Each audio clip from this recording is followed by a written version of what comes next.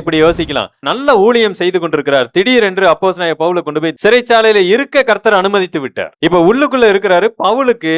நான் விடுதலை ஆவேனா விடுதலை ஆக மாட்டேனா தெரியுமா தெரியாதா? என்ன நினைக்கிறீங்க? நாம என்ன நினைக்கிறோம்னா, அடுத்து என்ன நடக்க போகுது அப்படின்னு நல்ல கர்த்தருடைய பிள்ளைகளுக்கு, தீர்க்கதரிசிகளுக்கு தேவன் சொல்லி விடுவார் நாம நினைச்சுக்கிட்டு இருக்கிறோம். அதுதான் இல்லை.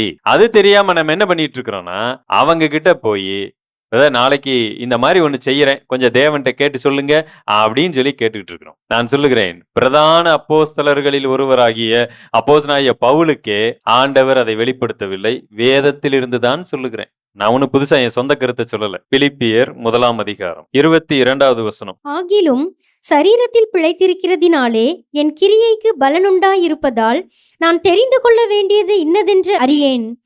ஏனெனில் இவ்விரண்டினாலும் நான் நெருக்கப்படுகிறேன். தேகத்தை விட்டு பிரிந்து கிறிஸ்துவுடனே கூட இருக்க எனக்கு ஆசையுண்டு, அது அதிக நன்மையாயிருக்கும்.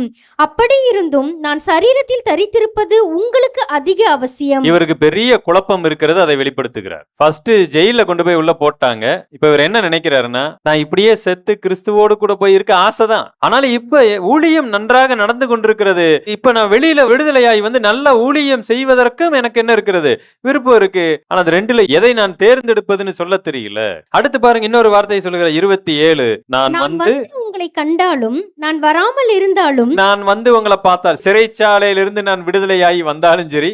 அடுத்து என்ன சொல்றாரு? நான் வராமல் இருந்தாலும், அப்படியே விடுதலையாகி வராம போனாலும் சரி. நான் கேக்குறேன், பவுலுக்கு ஏன் தெரியல? நீங்கள் நானா இருந்தா என்ன தெரியுமா சொல்லியிருப்போம்? விடுதலை ஆவோன்னு விசுவாசிங்க, விடுதலை ஆவோன்னு நம்புங்க, இப்படித்தான் சொல்லியிருப்போம். பவுலுக்கு இந்த குழப்பம் இருந்தது. அது அவருக்கு பிரச்சனையா இல்ல, அவருக்கு தெரியல அவ்வளவு. தேவன் எல்லாத்தையும் வெளிப்படுத்த மாட்டார், தேவனுடைய ஸ்டைல் அது. சிறைச்சாலையில இருக்கும் பொழுது அவர் எப்படி நடத்துறாரோ அதை சந்தோஷமா ஏத்துக்கிட்டு, திடீர்னு கதவை திறந்து விட்டாருன்னா சந்தோஷமா திறந்து போக வேண்டியதான். ஓகே, திறந்து விட்டாரு போல் இருக்கு. திறந்து விடாம உள்ளேயே ஒருவேளை நான் ரத்த சாட்சியா மறிக்க அனுமதிச்சுட்டாருன்னா அப்படியே செத்து தேகத்தை விட்டு பிரிந்து கிறிஸ்துவோட போய் சந்தோஷமா என்ன பண்ணிடணும், ஐக்கியமாயிரணும். பவுல் அந்த சூழ்நிலையை தான் பேசுகிறார். பவுலுக்கு நிறைய இடங்கள்ல ஏன் இவ்வளவு அடி வாங்கி கொண்டிருக்கிறேன், இவ்வளவு தூரம் என்னை கல்லெறிந்து கொல்லுகிற அளவுக்கு செய்கிறார்கள், இப்ப சிறைச்சாலையில நான் என்ன செய்வேன், விடுதலை ஆவேனா ஆக மாட்டேனா, எனக்கு ஏன் இது நடக்கிறது? நம்ம லைஃப்ல பல இடங்கள்ல இந்த மாதிரி ஒரு குழப்பம் வரலாம். எனக்கு ஏன் வேலை கிடைக்கல, எனக்கு ஏன் திருமணம் ஆகல, எனக்கு ஏன் குழந்தை இல்லை, எனக்கு ஏன் இவ்வளவு உபத்திரவம், எனக்கு ஏன் இப்படிப்பட்ட நல்ல மாமியார் வந்திருக்கிறாங்க, எனக்கு ஏன் இவ்வளவு அருமையான மருமகள் வந்திருக்கிறாங்க, என்ன ஆண்டவரே நான் அவ்வளவு நல்லவளா, எனக்கு போய் இவ்வளவு அழகான மருமகளை கொடுத்து விட்டீங்களே. குழப்பம். அப்படிலாம் வாய்ப்பே கிடையாது பிரதர், நீங்களா ஏதோ அதிசயமான விஷயங்கள் எல்லாம் சொல்லிட்டு இருக்கிறீங்க. குழப்பம். அந்த குழப்பம் உங்களுக்கு சோர்வை கொண்டு வரக்கூடாது. அந்த குழப்பம் என்ன செய்யணும்னா, ஓகே நான் கர்த்தரை சார்ந்து கொள்ளுகிறேன், எனக்கு எதுவும் தெரியாது, கர்த்தர் நடத்துற விதத்துல நான் நடப்பேன், அவ்வளவுதான். ஏன் இது உங்க வாழ்க்கையில வந்துச்சு? ஏன் வந்துச்சுன்னா கர்த்தரை அனுமதிச்சிருக்கலாம், வந்திருக்குங்க. இல்ல உங்களுக்கு இது நடக்கலாமாங்க? நீங்க எவ்வளவு தூரம் கர்த்தருக்கு நல்லா இருக்கிறீங்க, வாரம் ஆனா நீங்க எங்க போயிடுறீங்க, சர்ச்சுக்கு போயிடுறீங்க, இவ்வளவு தூரம் நீங்க இயேசுவை பத்தியே பேசிக்கிட்டு இருக்கிறீங்க, ஆனா இன்னும் பாருங்க உங்களுக்கு ஒரு குழந்தை இல்ல, இன்னும் பாருங்க நீங்க இன்னும் வாடகை வீட்டிலே இருக்கிறீங்க.